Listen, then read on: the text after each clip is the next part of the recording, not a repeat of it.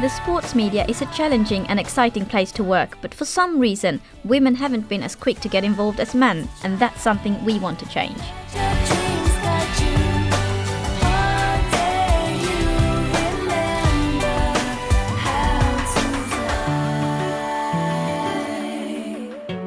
This is my old uni, University of Central Lancashire, and they run a brilliant degree course here in sports journalism, preparing students for careers in sports broadcasting, including TV and radio, print and online sports writing, media roles at football clubs, and all sorts of other career options.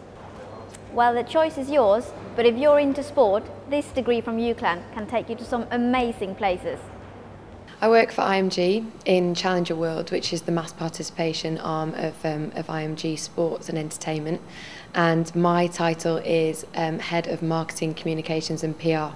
Currently my job is as a deputy editor for iPad cycling magazine. I'm the sport producer here at BBC Radio Cambridgeshire. I look after all the live sporting events that we have going through the station, and I also produce on the weekday output as well. I'm a sports producer at ADI TV. Our main projects here consist of matchday programmes for football clubs. So basically, if you're sat at a stadium and you see a big screen video just before kick-off, that's basically what we do for clubs like Everton, Tottenham, Cardiff, Middlesbrough, and a few other clubs as well. There's more to it than just the journalism job, and you have to do whatever comes at you. There's nothing saying you can only do articles, for example, you can only do broadcast. You have to be expansive and do as much as you can. No 2 days are the same, and that's what I love. That's the reason I got into this industry, because I don't want to be sat at a desk every day 9 to 5 just doing the same monotonous job. It's the way that I've always kind of been in life. I don't like to be in a routine. I like to kind of be on my toes a little bit, and that's why I love this job so much. All these UCLan graduates are making their mark in the sports media, meeting interesting people and covering big events. By the way, this is UCLan's TV studio, where students produce their own sports shows. I've been quite lucky to meet quite a lot of different people within my career so far. The standout things for me are I did Mo Farah's and Jess Ennis's PR for 3 or 4 years, which was amazing. So I travelled with them before they were winning the world medals and before they were winning the Olympic medals.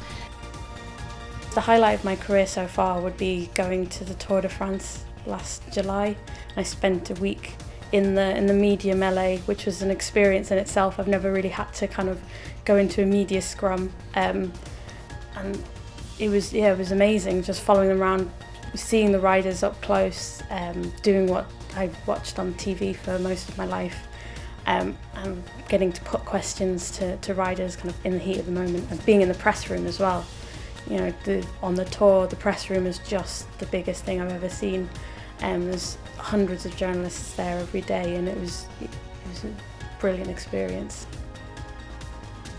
My job is mostly based at the Reebok Stadium, which I suppose is kind of like my second home. Having been like a season ticket holder here for going on a decade, it's kind of literally is. I spend more time here than I do at my own house, to be honest. But yeah, we work here, and I do a lot of work at the training ground, kind of dealing with the players, and then when the match kicks off, I'll either do the match report or the Twitter feed, which it's brilliant because I'm getting paid to watch football, which is any football fan's dream, really. Many students do media work here at Deepdale, the home of Preston North End. I worked here as the youth team press officer during my degree, and it was a great experience. It matters a lot what you do outside uni, and at UCLan there are some excellent opportunities that could really boost your CV. It's really important, I feel, to go out there and try and find a work placement. In my second and third year of university, I went and worked for Wakefield Wildcats Rugby League, and it was fantastic just being in the marketing and communications office there and kind of just watching people work and just being a sponge, really, and trying to get as much knowledge as possible. It's really important to see how the things that you're learning at university play out in the real world. And while you might be working for free and it might kind of set you back some money, and you might not be able to have a part-time job during the summer, it will stand you in good stead, and it's well worth the sacrifice. Caroline's degree helped her get a job with the football club she's always supported, Manchester City. Well, I mean, when she first came, she's got a great base from what you taught her. When people come here at that age, they don't know about the work environment, and the work environment can be sometimes a lot more harsh than the university teaches you. When this job came about, I didn't know if it was really what I wanted to do, but with it being my own club, I had to go for it. And as a fan, I think, well, I'm obviously more knowledgeable about this club. It's the club that I've loved since birth, really. So I know a lot about it. It makes my job easier than if I was going to another club, which I'd have to research the history and things like that. But it doesn't seem like work, because it's something that I'm so passionate about and that I love so much.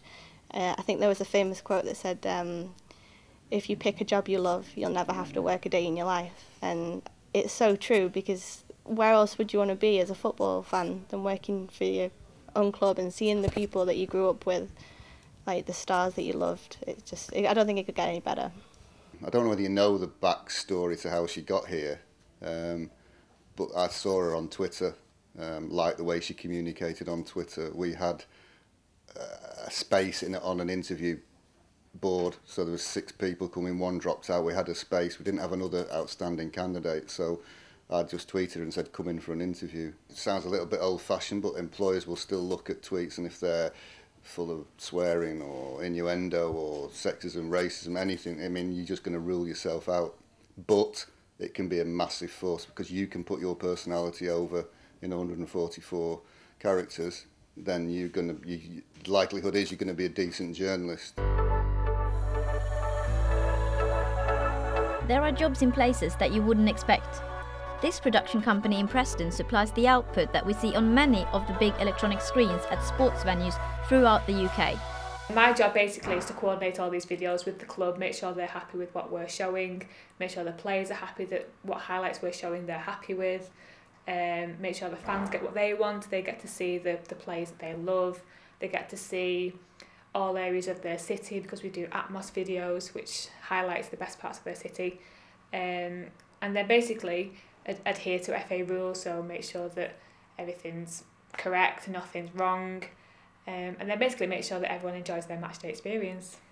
Contacts are vital, and at UCLan you'll have the chance to establish good relationships within the sports journalism industry, both locally and nationally. Many students become familiar faces here at BBC Radio Lancashire.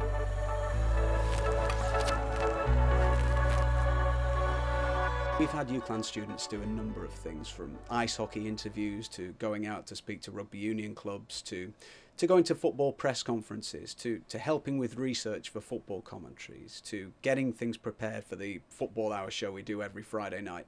There's a variety of different things that UCLan students can do with us. The only thing I ask from them in return is enthusiasm, reliability, and a real work ethic that they are here to work, not really to sit in the background and do nothing.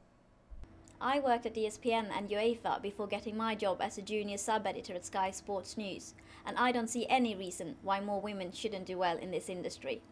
I wouldn't say there's any problem being a woman in the BBC. I know they actually quite encourage it. I've had no problems here at BBC Cans. All the sport guys here have been brilliant. I think as long as you know what you're talking about and you've done your research and you go out with confidence, that's all you really need. A lot of workplaces are actually eager to bring more women into the workplace. When I had my interview, there were 6 of us, 3 of each, 3 males, 3 females, and we all stood the same chance. You know, it matters how good you are and how much you know. It's not what gender you are at all. They're not bothered about that anymore.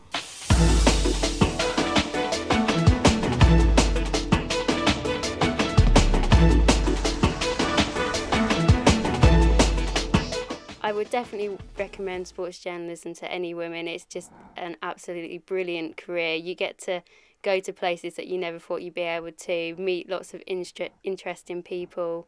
Sports journalism is such a varied thing that anybody really should set their sights on it if it's something that they enjoy. I did a sports journalism course at UCLan. I got a first class degree, and I have to say that I could never have got where I am now without it. Oh, the course at UCLan's just been, it's been the reason I've got this job, I'll be honest, because without the help and support that I got there off like the tutors and just the quality of the teaching, just been, it was fantastic. It's a great uni with plenty of things to keep you busy. And if you're truly passionate about sport, then UCLan is definitely the best place to start.